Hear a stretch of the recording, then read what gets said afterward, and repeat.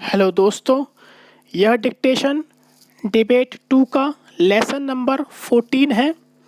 यह dictation 80 word पर minute का रहेगा। तो चलिए दोस्तों, डिक्टेशन शुरू करते हैं।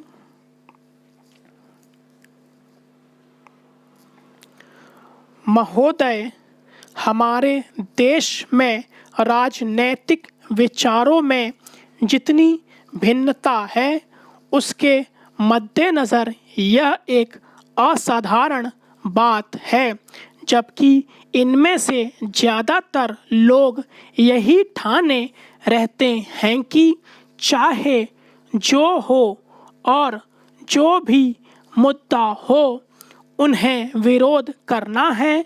चुनावों में झटकों और यदाकदा टेढ़े मेढ़े रास्तों के बावजूद प्रधानमंत्री के नेतृत्व में जो नई आर्थिक नीति बनाई गई है, उसे राष्ट्रीय स्तर पर स्वीकार कर लिया गया है।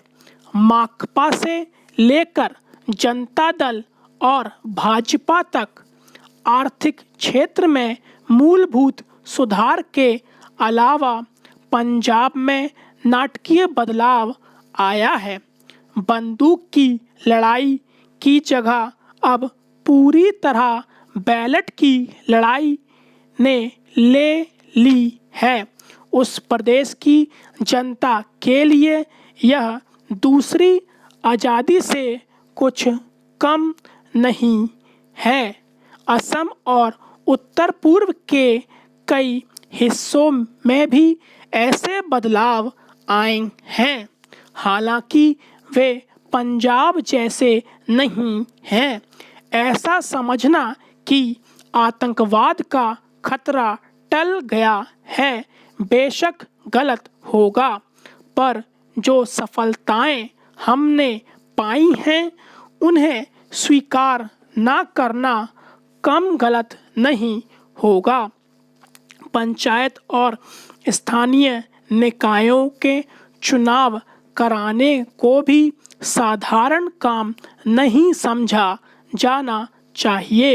इस कदम से महात्मा गांधी के सपने और दिवंगत राजीव गांधी की लोकतंत्र के लिए प्रतिबद्धता फलीभूत हुई है।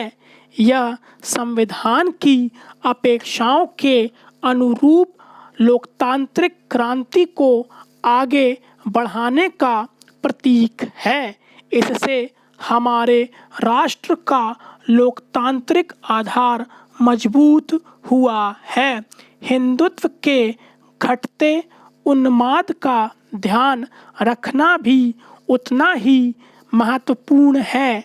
भाजपा और शिवसेना को चुनावी सफलता भले ही मिल गई हो, पर राष्ट्रीय स्वयंसेवक संघ का नेतृत्व भी मानता है कि उसका मुख्य कारण कुछ राज्यों में भ्रष्टाचार, बढ़ती कीमतों, बेरोजगारी आदि जैसी सामान्य समस्याओं से निपटने में कांग्रेस सरकार की नाकामी थी, न कि सांप्रदायिक भावनाएं।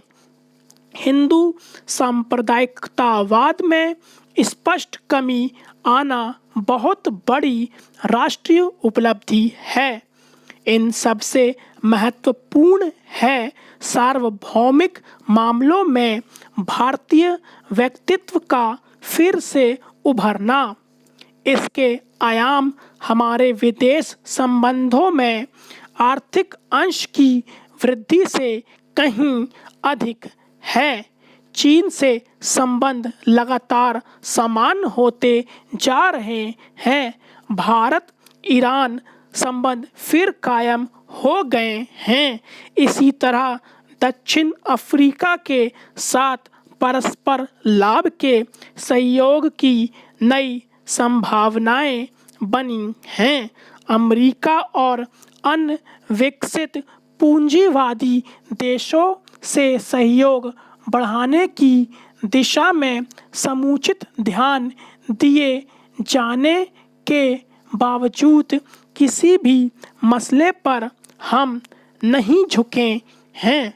समर्पण की बात तो दूर है, इसमें आर्थिक संबंधों के महत्वपूर्ण स्वरूपों के अलावा रक्षा का क्षेत्र भी शामिल है।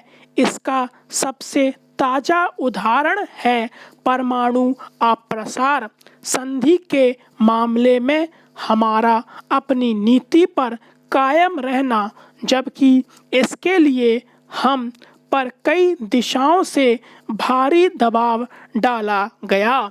गुटनिरपेक्ष आंदोलन को नई नीति देने के प्रयास भी चल रहे हैं। इन सब उपलब्धियों को मिलाकर एक वाक्य यह है कि प्रधानमंत्री ने सबसे बड़ा काम यह किया कि हमारे देश में शासन पुनः स्थापित कर दिया और लोकतंत्र को सुदृढ़ बनाया।